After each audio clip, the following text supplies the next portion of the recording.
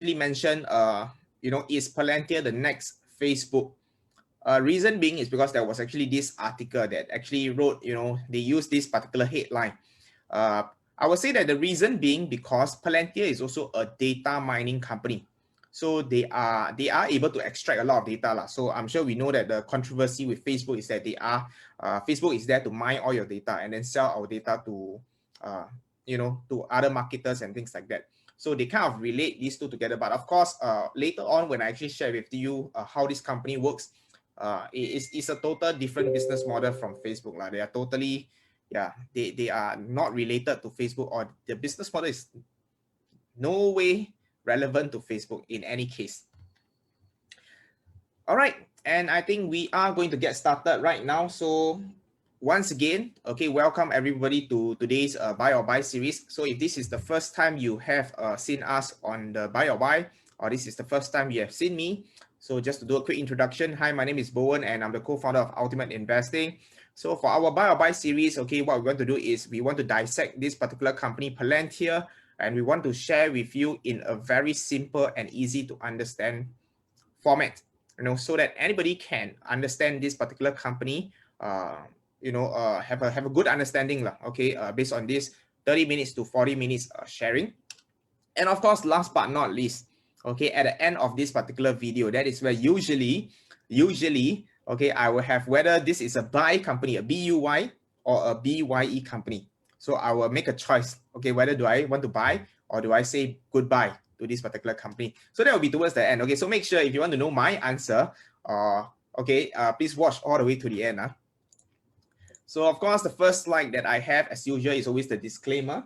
So whatever I'm sharing today is, of course, for education purpose. So please make sure that you do your own due diligence. Whatever I share with you, you can actually go and double check. Make sure you do your own checking. And if you're comfortable with it, if you believe my research and you have trust in whatever you have done on your own, okay. So if you want to invest in it, if you make money, congratulations, because you're using your own money.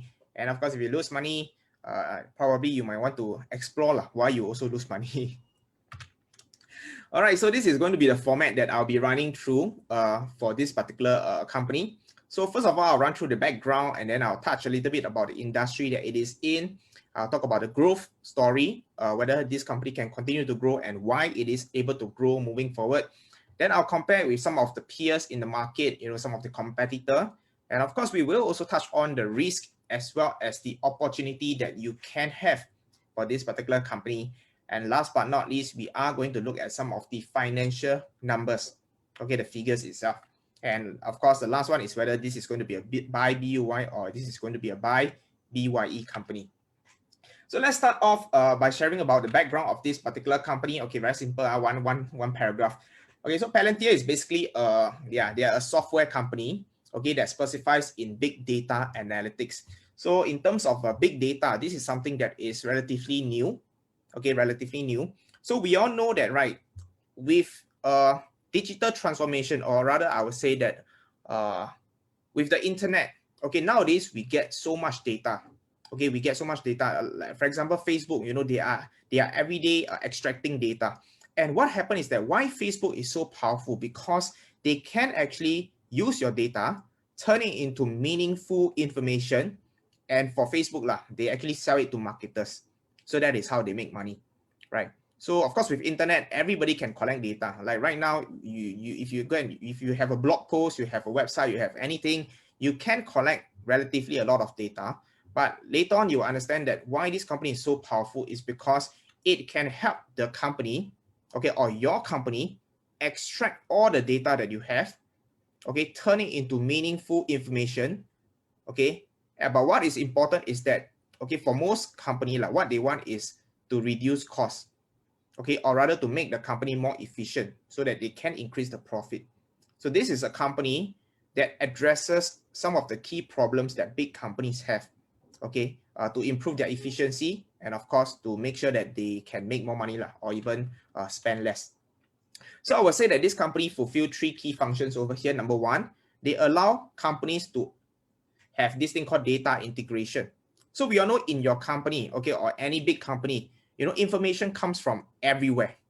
So it can be from a PowerPoint, it can be from an Excel spreadsheet, it can be from Google, it can be from your software, so information comes everywhere.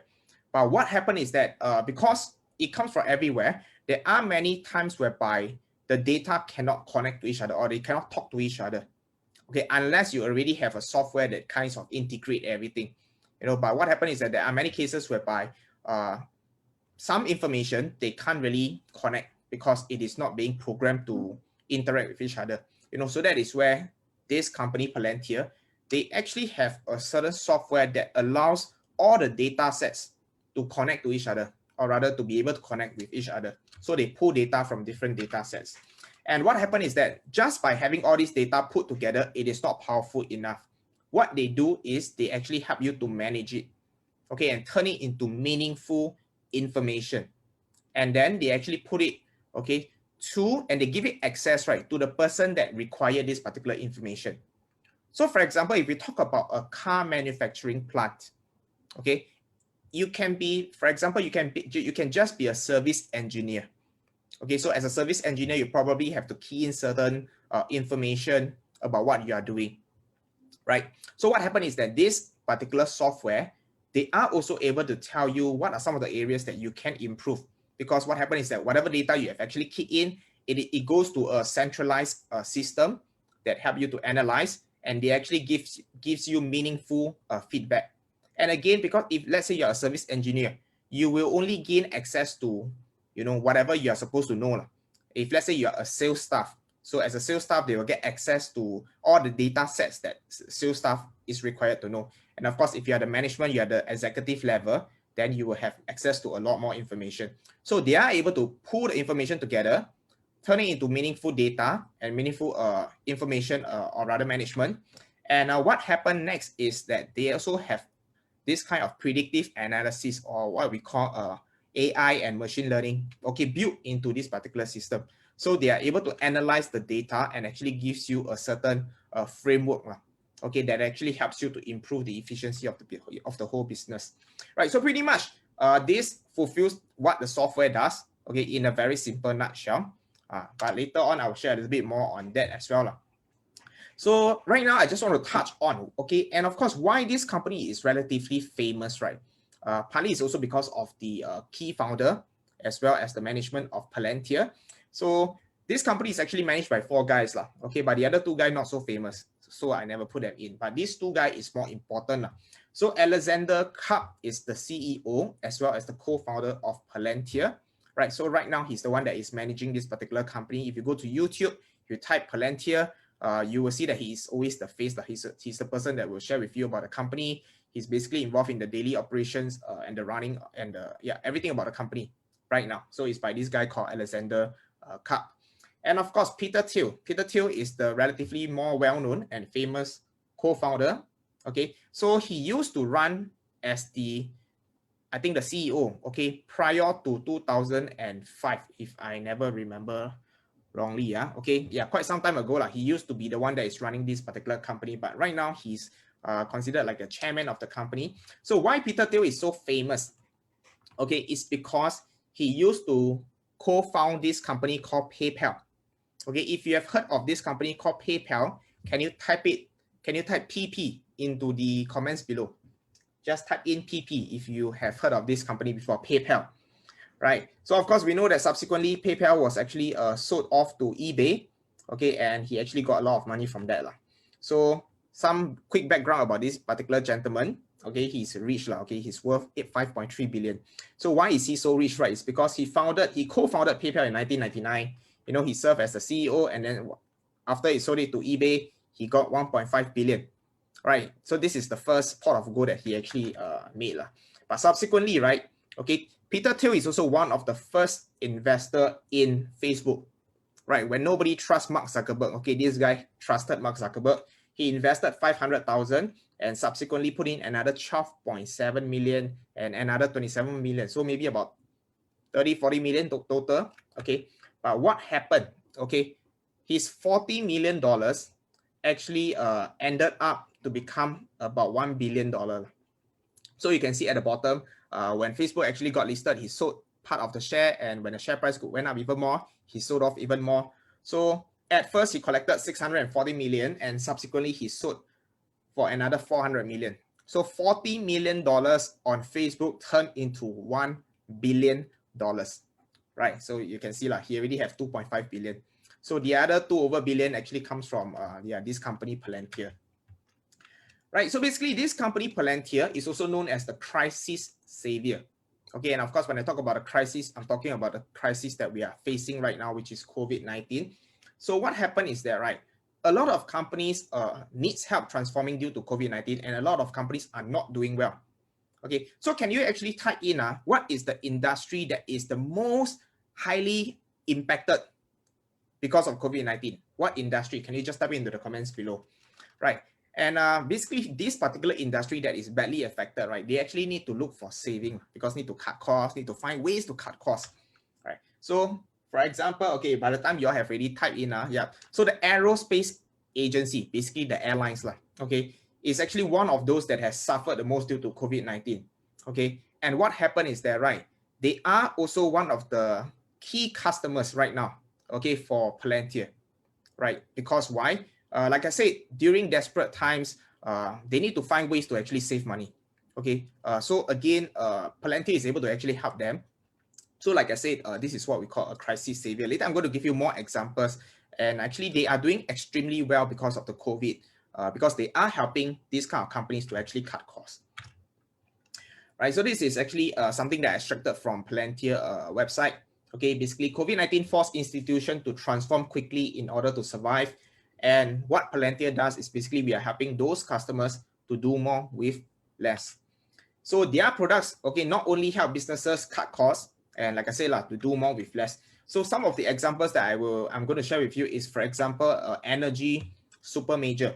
Okay, so energy industry, we all know that in the energy industry overall is also not doing well because of everybody is going green.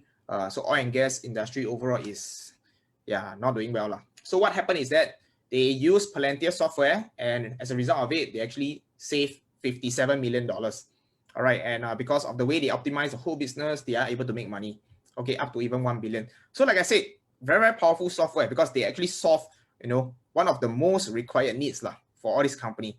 So as much as, oil company, they are losing money, but they would also want to invest in something that can help them to save money, right? Which they are more than happy to actually invest in Palantir. So of course, another example that I just shared is actually the airline. And you can see over here, one of the aerospace customers signed the largest commercial deal during this period. So in the middle of a COVID-19 airline industry that is badly hit, they actually invested $300 million for this particular software. Okay, because like I said, you invested $300 million, but you are expected to save more than $300 million. So that is how wonderful this company is, because they are able to solve such a big problem. The reward that they actually can get is way larger. So you can see it doesn't just apply to energy industry. It doesn't just apply to the airline industry. So even this is actually a Fortune 100 consumer goods company. So right now, everything is being automated. All right, and for example, your e-commerce, you buy your goods from Alibaba, from Taobao, and then everything is being shipped from this location to that location. You can see there's a lot of data, and what happened is that, okay, Palantir is able to connect all this data so that the whole company can actually run in a much more efficient and cost saving manner. Like I said, from procurement to distribution. And of course, even the US Army Research Laboratory is also giving them contract as well. And what happened is that this is also another industry that is really, really huge. And they are also one of the key customers to Palantir, and that is the pharmaceutical company. All right, so it has also been proven that one of the software that Palantir is doing is able to help pharmaceutical company decide, which drug is actually more efficient. Okay, so for drugs company, they are also able to use Palantir software to extract a lot of data, to make use of the data to even increase the probability of creating a successful vaccine, right? So even for the current drugs for the COVID-19, they are also using Palantir to actually extract all this data and hopefully to be able to come up with a drug, in a much more faster and efficient time. So that is really, really powerful. So you can see they are in oil and gas, they can be used in aviation, they can be used in pharmaceutical, they can be used in what do I call it? What's that called? I forgot lah. Yeah, but basically e-commerce like I wouldn't say e-commerce but logistic, yeah, logistic, right? And of course, cancer research, okay, at the bottom right. Okay, but very interestingly, you can see even the Department of Justice and the United States Special Operation Command, okay, they are also using their software. All right, later I'm going to share with you, actually, this company, when they first started, right, they only have one customer, okay, and this one customer, later you will know, okay. So what happened is that I'm just going to touch on, okay, how this company actually make money. So first of all, they will acquire new customer, all right? And then after they acquire the customer, what happened is that because this is a software company, so as the customers stay longer, they actually have to pay a yearly recurring fee. So what happened is that first job that they need to do is to secure. Okay, I show you it. My software is very powerful. Do you want to use my software? So once I secure you, okay, then what happened is that as long as I can continue to help your company churn out huge saving, okay, you will actually want to stick to my software, right? So that is what we call by the expansion. So they make the customers stay with them for longer period of time. And of course, when the customer expand, they can also use the software to help the customer to optimize their business. And so when the customer become bigger and when they scale, that is where they will also get to use or implement more of Palantir software as well, right? So basically very simple. So at the starting phase, it's always acquiring new customer, which just now we have also mentioned that they are actually being used in many different industries. So right now, what they are going to do is to continue to add value to all these customers in the different sector, okay, and of course to provide the maximum efficiency and effort, okay, to help them. So this is what the CEO actually mentioned. We are going to deliver the world best software with the world most efficient way of delivering it. So the technology behind Palantir, right, is pretty advanced. I would say that what they offer is something that none of the other software is able to perform at the current moment. All right, so what they are able to do is something that none of the other software company is able to perform at the current moment.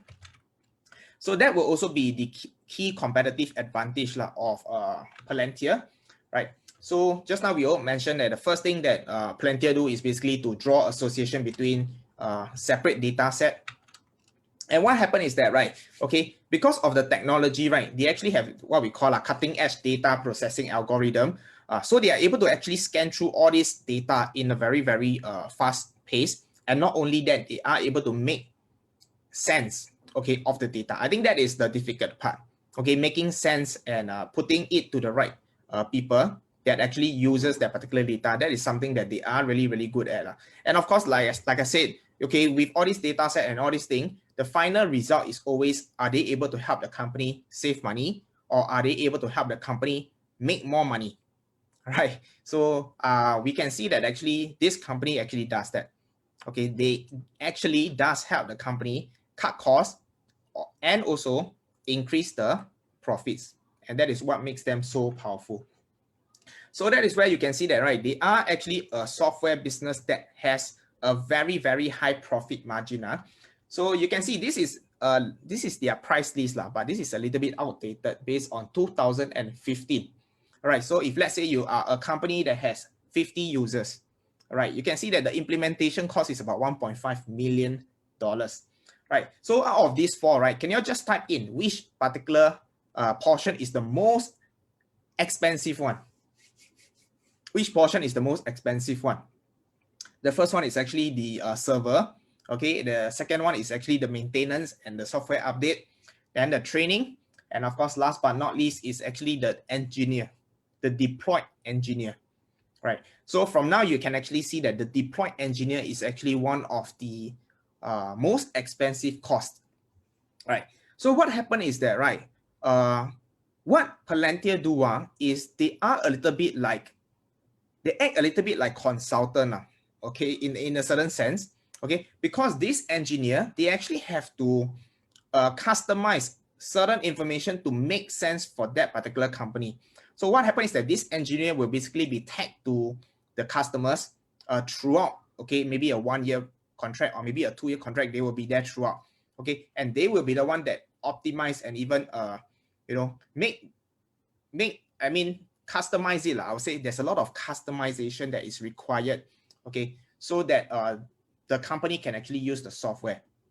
So that of course makes this company even more effective. I would say that because the software is highly customized to what the customer want, okay. And of course, why do I say that this company has a very high profit margin? Is because on average, okay, on average, this engineer, right, they make about 100 over thousand US dollar. Okay, 100 over thousand. So let's say I have 2 engineers, that's about 200 over thousand a year. But how much they are collecting from their customer? $600,000. So can you see that the margin that they are actually able to charge from there, or they are able to profit from that, is pretty high as well. Right. So this is also another information that I actually extracted. Okay, because one of the for Palantir, they actually serve the government a lot, the US government. So one of the key customers is also the US Army. So over here in the middle, you can see that, right, the US Army in-house distributed common ground system that cost 2.3 billion. So what happened is that, right, okay, Palantir is actually helping a lot of the government sector to actually do most of their project. So what happened is that the US Army decided to actually do it in-house. And actually when they go in-house, right, the cost is a lot higher. Okay, that means to develop your own software, okay, it costs 2.3 billion. Whereas if you, let's say you outsource to Palantir, it probably costs them a few, maybe $100 million, right? So you can see that, right, they are actually able to charge even higher, okay, if they want towards the government sector. That is something that I just wanted to point out, because what they are able to do is so niche that no other people can actually do. So in a way, they are able to charge a very high point, and you have to accept whatever price that they are willing to charge. So in terms of the key product, right, you realize that they actually have 3 key products, which is the Palantir Gotham, Palantir Foundry, as well as the Palantir Apollo, right? But over here, we will be able to see that actually their key product is the Palantir Gotham as well as the Foundry. So what is this Apollo, right? Apollo is basically the cloud offering. So just now, if you look at the price list that I showed you, you realize that a lot of what they do, right, is they actually have to put a server in your company, all right? But right now, because of technology, because of cloud, they are able to do certain things on the cloud server itself, right? So right now, what they are actually doing is, instead of putting the server in your company, they are actually able to, you can actually use their server, okay? So by using their server, then of course your cost might be a little bit lower. But I think what is important is that, right, okay, when there's any new updates and things like that, Palantir just need to do it from their own side, okay? They just need to update their cloud, okay? Immediately, all the customers would have the updated software and things like that, so that actually makes it even more efficient. But basically, Apollo is just a cloud version, okay, that support Gotham as well as a Foundry. So this is one of the more latest price lists, okay? But again, like I said, a lot of what they do is highly customized. So in terms of price list, this is just a rough gauge, but we can see that what they do, right, or rather the product that they sell, is definitely a high ticket item, easily in the range of a few $1 million, right? So you can see just a server costs about 100 over thousand, and just for the licensing is about 7,000 monthly $7,000 a month, right? So of course, if your company is big, you will need more server, and that will be easily a 7-digit to even an 8-digit or 8-figure pricing point. All right, so in terms of the industry, okay, I have an interesting story to share with you about Palantir. All right, so why this company is, in a way, they have some good story, and of course some not so good story, is that, okay, it has actually been said that, right, for the US side, they actually use this software to find Osama bin Laden. So like I said, right, because they are able to extract data. So if you actually watch all the movies of all the FBI, I don't know, okay, all the US secret agents, secret force and all that, right? They are able to, extract data from everywhere. They know where you go. They know what you are doing. They have the satellite and everything, So the software that support all these things, okay, is basically Palantir, right? So they are the software that helps to support all this data and then help you to know, oh, this is the enemy. So it has been said that actually they use this particular software to kill Osama bin Laden. And that is why the CEO, okay, as of 2013, he need to require a bodyguard. Okay, I'm not sure why. Yeah, maybe because he will have a lot of enemy. But you can see Palantir, right, used to only have one customer, which is the CIA. Okay, and then subsequently, they have 3 customers, which is the CIA, the FBI, and the NSA.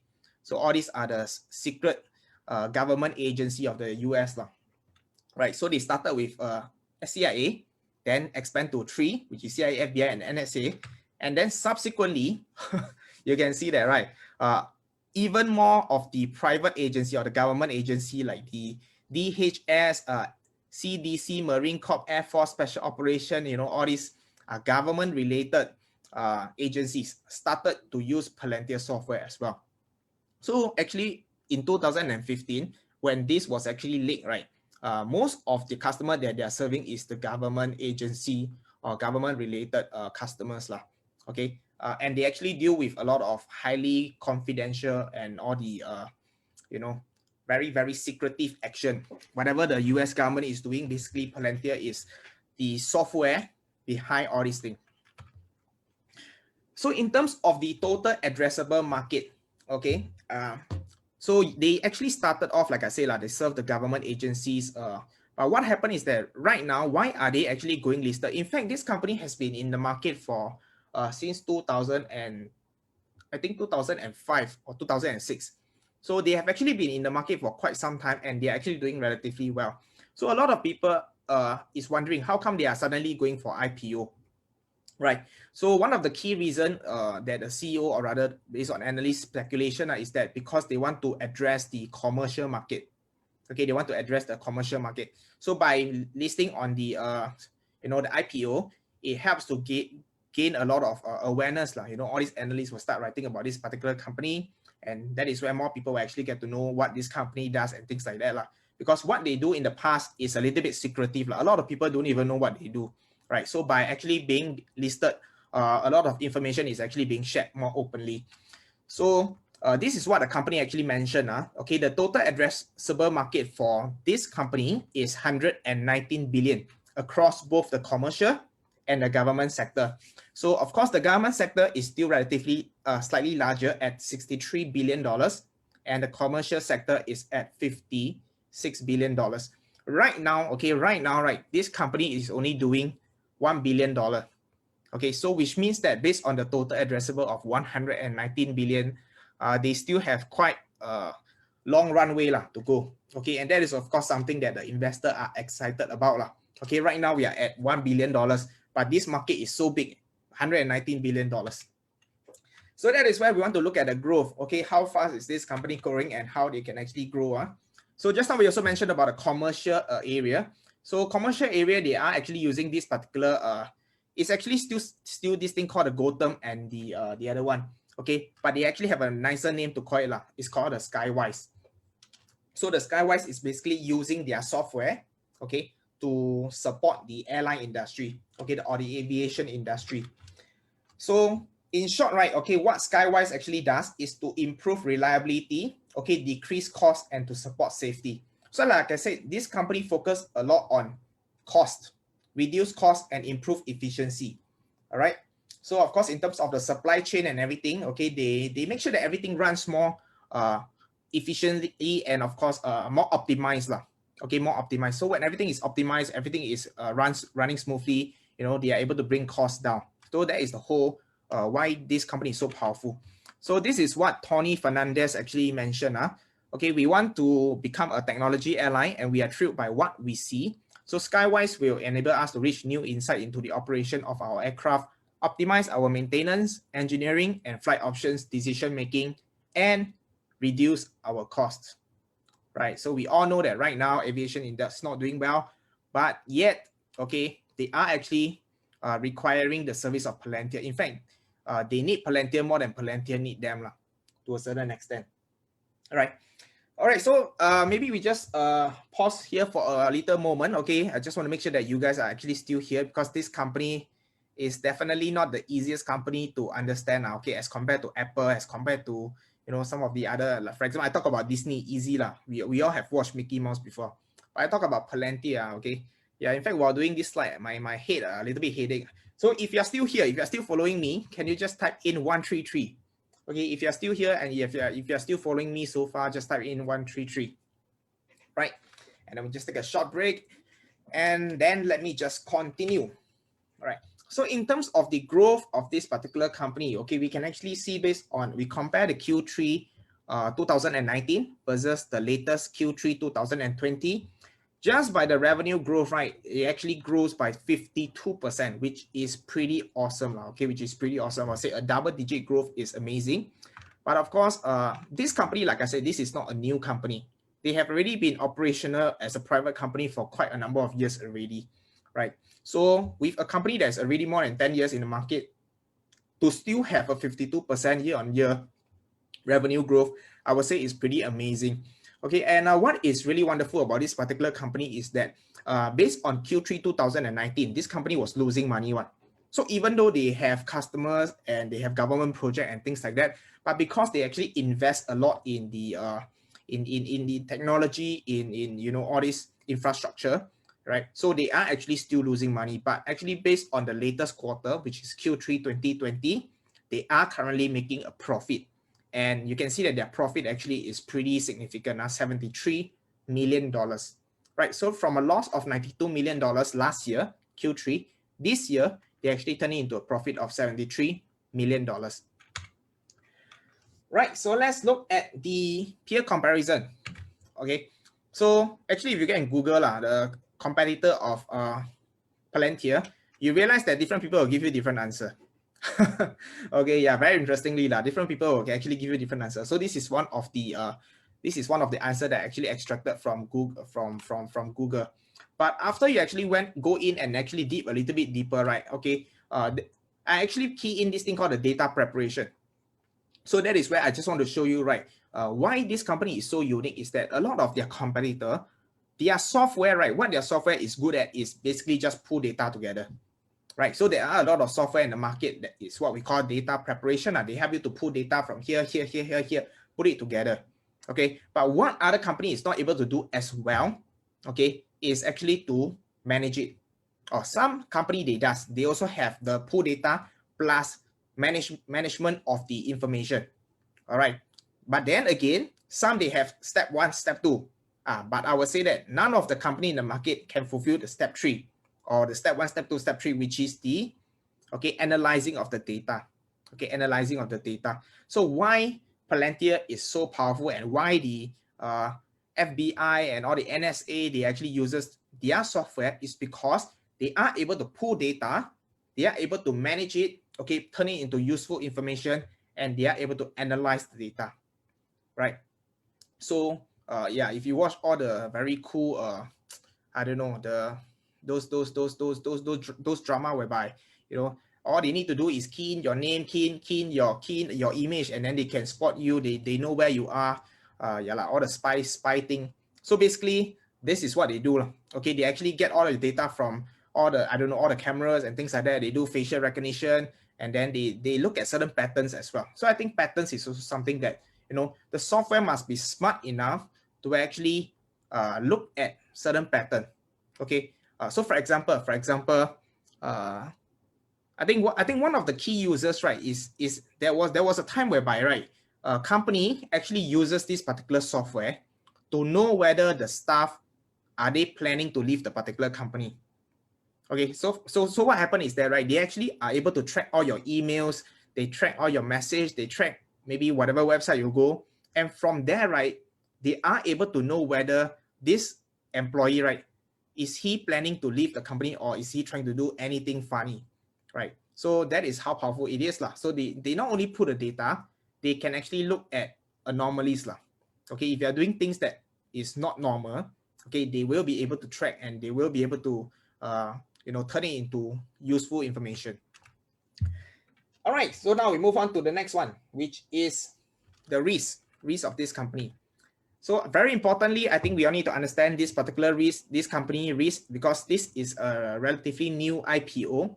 So I know that there's a lot of people who are interested in this, and of course the share price has went up quite a fair bit. Right. So two key risks for this particular company. Number one is unsustained growth.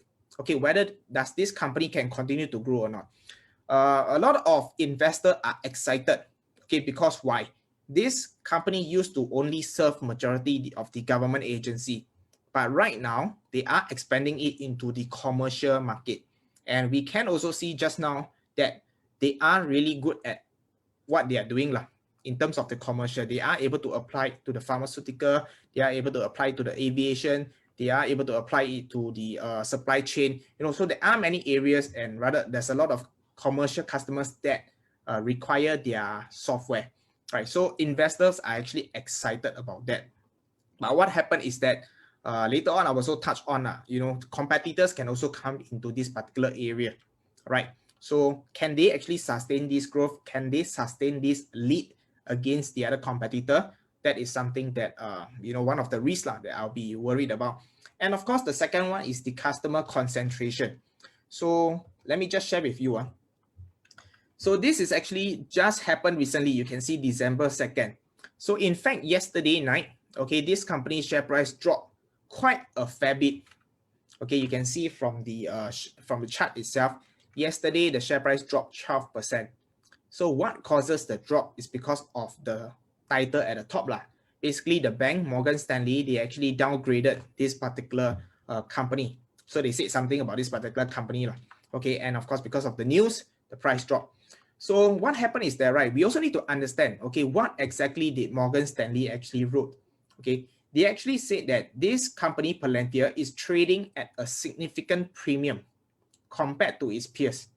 Okay, so they are not saying that this is a lousy company. They are just saying that this company seems to be a little bit expensive. Okay, so we can see they actually mentioned that Palantir is up 155% since listing, with very little change in the fundamental story. So the risk-reward paradigm shift decidedly negative for the share. Right. So in short, what they are trying to say is that I'm not saying that this is a bad company, but it's just that based on the current price that has already went up quite significantly, it's a little bit overvalued. So that's why they actually downgraded it. You can see that the company, when they got listed, was about $7 over, coming to about $10. And then they shot up to $30 within a short period of time. Right. So this is something that we want to take note. Whether this is a good news or whether this is a bad news, you got to make the judgment. But later on, I'm going to share with you what I feel about this company, as well as the valuation, whether is this overvalued or whether is this going to be undervalued. Right. So touching about the risk that I've just mentioned about the customer concentration. So we can actually see that, right, based on the right hand side, okay, based on the right hand side, okay, in the 9 months ended September 30th, 2020, revenue from our top 20 customers comprises 61% of the total revenue. So their revenue right now is $1 billion. So 60% is 600 million. So 20 customers form 600 million.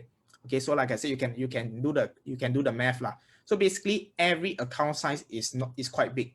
All right. So if let's say one of their key customers decided to drop off, and things like that, so it could has a relatively huge impact on the business itself because of the contract size. All right. So again, the next one is the huge reliance on government project. So okay, when you actually rely too much on the government, there will always be this thing called the regulatory risk. Okay, whereby if the government decided to drop you, they can actually do it in-house to a certain extent. Right. So you can see on the right hand side, the government revenue is actually at about $163 million. Okay, and in fact, compared to last year, they are still growing relatively fast. Okay, so to a certain extent, they are still depending a lot on government project. And it's not just in US. They also have a lot of government project internationally. In fact, based on what I have just researched, okay, they have actually project with 30 different countries. Okay, 30 different countries. So some is government, some is commercial. right? So in short, I would say that the concentration risk, number one, they concentrated a lot in maybe even the top 5 customer, and also they depended a lot on the government for the revenue. So let's look at what are some of the opportunity coming from this particular company. Okay, whether are we still in the right time to buy or not. All right, so we can see that, okay, based on what the company actually shared, based on their 2020 revenue guidance, they actually increased. Okay, so they actually expect that this company for the full year 2020, they are expected to grow 44%, right? So which is a good sign. I would say that this is a company that I'm looking, I believe lah, okay, for the next few years, they will continue to definitely grow at a double digit, somewhere in the range of 40 to 50%, right? So that is definitely something that I love, because I love growth company.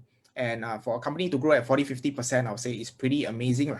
Okay, and of course, I can see that the potential and also the effort, or rather, what this company can actually offers, the solution is something that a lot of companies will need. So next up, we look at the financial fitness, okay, the figure. So starting off, we look at the revenue, because this is a relatively new company. So I'm not going to use my usual metrics, but rather I'm just going to focus on a few metrics that I feel that is useful, okay, to analyze company like this, which is relatively new, not relatively new, but basically companies that just turned profitable. So first of all, okay, we want to look at the revenue. Are they still getting more projects? Are they getting more money or not? So we can see based on comparing last year third quarter and this year, they are actually growing at 52%, which is amazing. And like I said, I believe that most of the bulk of the business comes from the commercial side, which they are expanding. And with more and more media and things like that, I would say that they will continue to grow the commercial side. Okay, they will continue to grow the commercial side. So revenue is definitely a pass. And of course, the next one is the profitability based on the earnings per share. All right, so we can see that previously last year, they are losing money. Okay, but this year, they are actually profitable already. And I believe that, okay, moving forward, they will continue to be profitable. Okay, they will continue to be profitable. So again, that is something that is amazing. Okay, so again, I will say that this is a pass for this particular company. Now, in terms of the gross margin, okay, so is like just now I also mentioned that this is a company that has a very, very high gross margin, right? So we can see that right now their gross margin is about 81%. Okay, so I'm going to give you some comparison so that you will be able to understand why 81% is actually a very, very high figure. So if you look at this particular chart over here, all right, so if you look at, let me just point out to you, highlighter. Okay, let's look at this particular column over here. Okay, so I have already indicated for the software, because every industry would have different gross margin. But based on the software, which is what this company is in, okay, based on this particular company industry, the average gross margin is at 67%. So which means that if you are able to perform more than 67%, you are above average in terms of profit margin. And if you are less than 67%, you are not doing that well in terms of your company profit margin. So again, like I said, this company is powerful because they are working in a very niche area whereby they are able to charge a lot more for their customer. Okay, they are able to charge a very high premium. So because of that, like I said, their gross margin is at 81%, which is really, really amazing. Okay, and that is of course a good thing. So gross margin definitely a pass. And last but not least, this company right now, they are profitable and everything. In terms of the cash flow, everything is also wonderful. They have 1.8 billion in cash. Okay, $1.8 billion in cash. So again, this is a company that doesn't require cash. In fact, most of the company, when they go listing, right, when they go for IPO, what happened is that they actually raise fund from the market. Okay, so yeah, if you go through a normal IPO, what happened is that you actually put in more investors. Okay, and so the money from the investors actually goes to the company itself so that they can actually grow. But what happened is that for Palantir, they actually did a direct to market IPO. Okay, direct to market IPO, which means that, right, they actually just put themselves, suddenly they just list as a listed company, okay, without raising fund from the market. In short, it basically means that they don't really need money from you.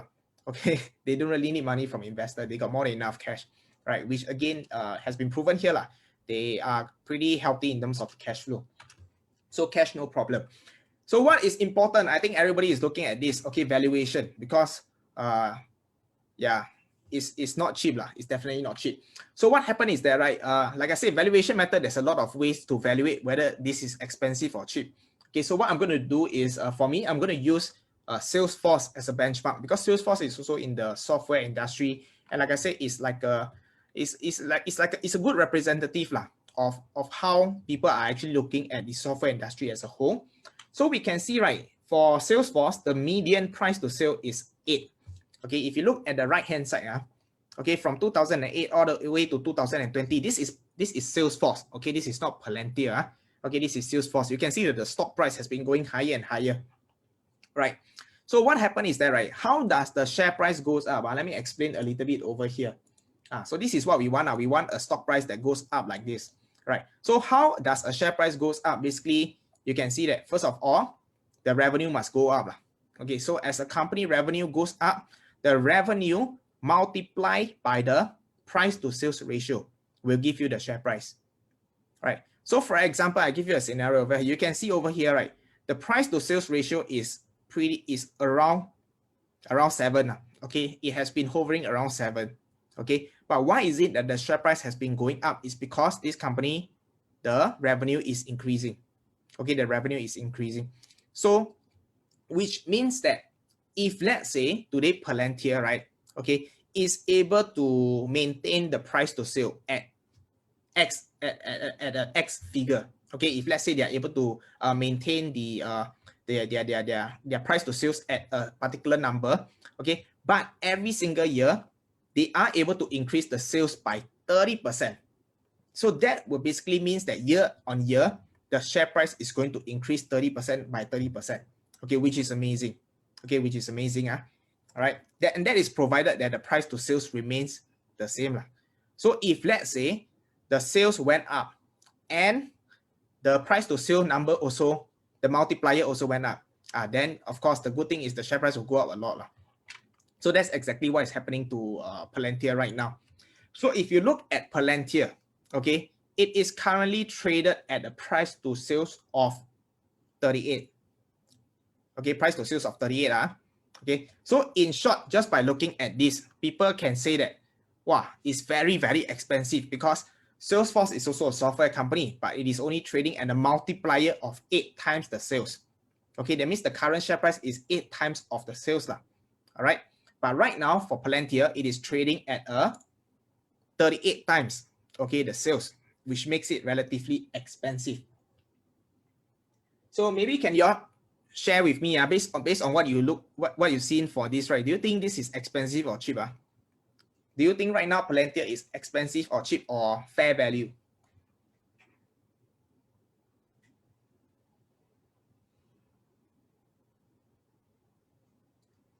All right, I just want to hear from you guys. All right. So what happened is that, right, okay, based on what I've just shared with you earlier on, we will feel that Palantir is relatively expensive, okay? Because what happened if, let's say, subsequently, the price to sales of Palantir dropped to 20 or dropped to 10, okay? What is going to happen is that the share price is going to drop significantly, okay? Which means that even if, let's say, the sales went up, if let's say next year Palantir does increase the revenue by 50%, but if your multiplier drops to 20, okay, you realize that overall the share price might still drop as well. So it is very important for us to look at 2 factors. We know that definitely this company is going to increase the revenue.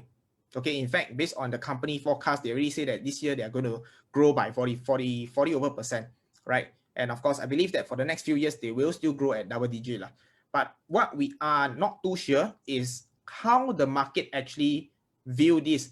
What kind of multiplier will they actually give? So right now the multiplier is at 38, which if we compare to Salesforce is relatively high. Okay. However, the market is irrational. If you look at this particular company called Snowflake, okay, this company, right, okay, actually to a certain extent, what it does is very similar to Palantir. They also pull data, they also analyze data, and they also manage the data. All right, so pretty similar lah, okay? And I'll say that they are also in the software industry also. But what happened is that if you look at this particular company, which Warren Buffett bought, okay, Warren Buffett, Berkshire Hathaway bought, the price to sales is at 155. Okay, the price to sales currently, this one extracted today one, okay, is at 155. Which means that if, let's say, Palantir, okay, the price to sales go up to 155, so that will also means that the share price, right, will probably be about 3 to 4 times more than today's price. Today is about $40 over, which means that it could even go up to $100 over when they actually reach a price to sales of 155.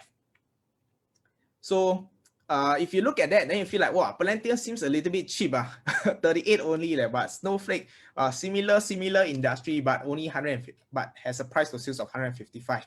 Okay, so honestly, right, okay, I would say that if you ask me, okay, this company, whether is it expensive or whether is it undervalued, right? Okay, I can only say that I wouldn't really look at it from a fundamental valuation.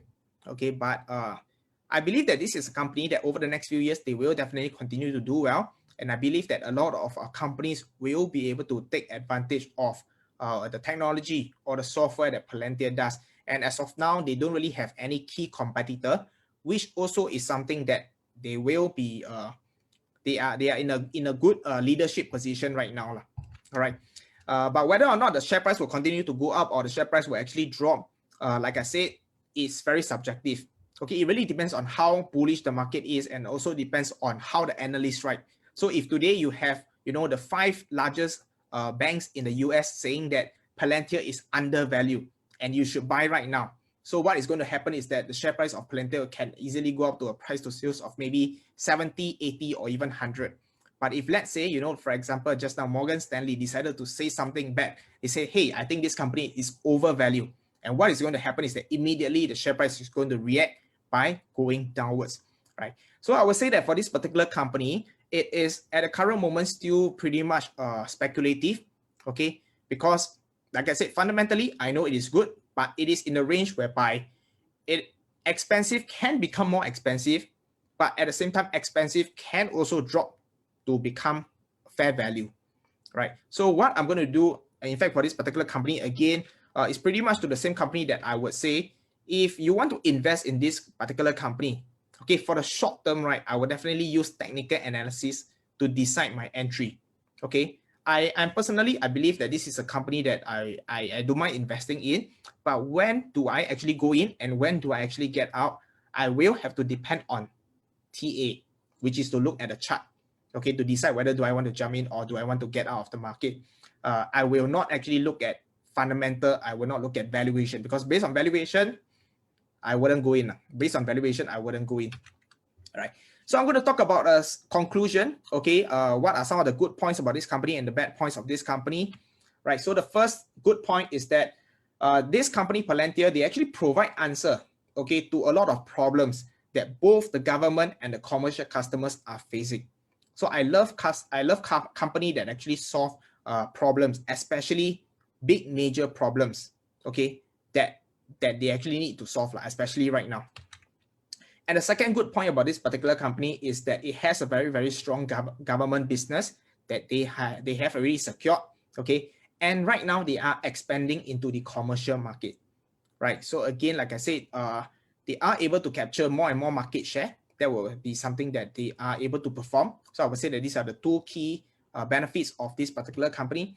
So the not so good thing about this particular company is, number 1, you realize that what they offer is aimed at solving large data problem, which also means that, okay, their key customers, or rather the customers that they can target, is mainly relatively large companies lah. Okay, so that again has certain limitation, okay, whereby they can't really serve the SME, and of course they can't even serve the retail. They are not facing the retail, they are not facing the SME, they are only dealing with the MNCs. And the second one is, of course, the competition. Okay, so like I said, right now, I would say that most of the software company, when it comes to this particular area, what they are lacking is actually the AI and the machine learning. Okay, AI and machine learning, which is the part whereby they can actually analyze the data and turn it into useful information.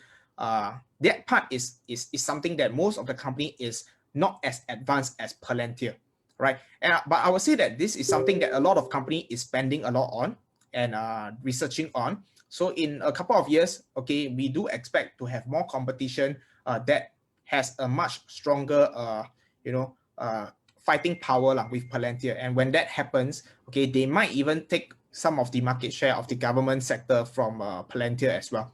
So that is the not so good part.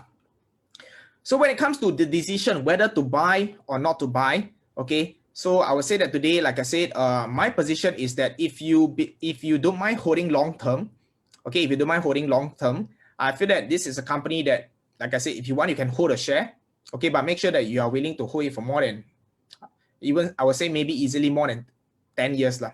Okay, yeah, at least 5 years lah, at least 5 years. If you don't mind holding this company for more than 5 years, I do say that this is a company that 5 years later, the revenue will be easily a few times of today's, will be a few billion. And with that, with the current valuation, if they're able to maintain the current valuation of 38 price to sale, which easily means that the share price is going to triple, okay, based on a couple of years from now, which I think is okay. But if you're looking from a short-term perspective, okay, that is where I would say that you need to actually use technical analysis to analyze it.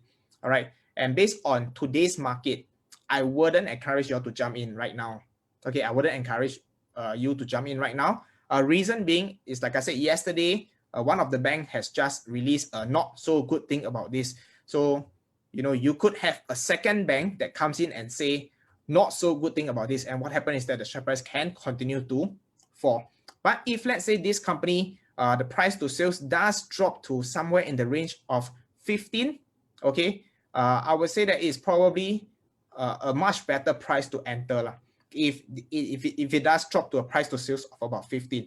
But that will also mean that the share price is going to be half of today's value. It's going to be about half of today's value. Right, so that is just my personal take, and when I would actually jump into this particular stock. Right, so that's the end of today's sharing. Okay, that's the end of today's sharing. So I hope you guys actually benefited from it, and of course you get some insights. But like I said, this is definitely not the easiest company to dissect. This is not the easiest company to explain. So anything that is not explained well, okay, for me in the comments below so that I can improve. And of course, if you have any insights into this company, okay, if you have some information which I didn't actually go through, please also leave it in the comments below so that I can continue to share more information with the rest, and of course to provide more insights into this particular day. And I hope you guys love the presentation. So once again, okay, do help us by liking and sharing this particular video so that more people can actually benefit from it. And of course, if you're not on our Telegram yet, please do join our Telegram at t.me/ultimateinvestorsg. And with that, okay, I'm going to end off my presentation for today. So I wish all of you a wonderful Thursday. Okay, wonderful Thursday. So stay safe, invest safe, and I'll see you next time in our YouTube or Telegram channel.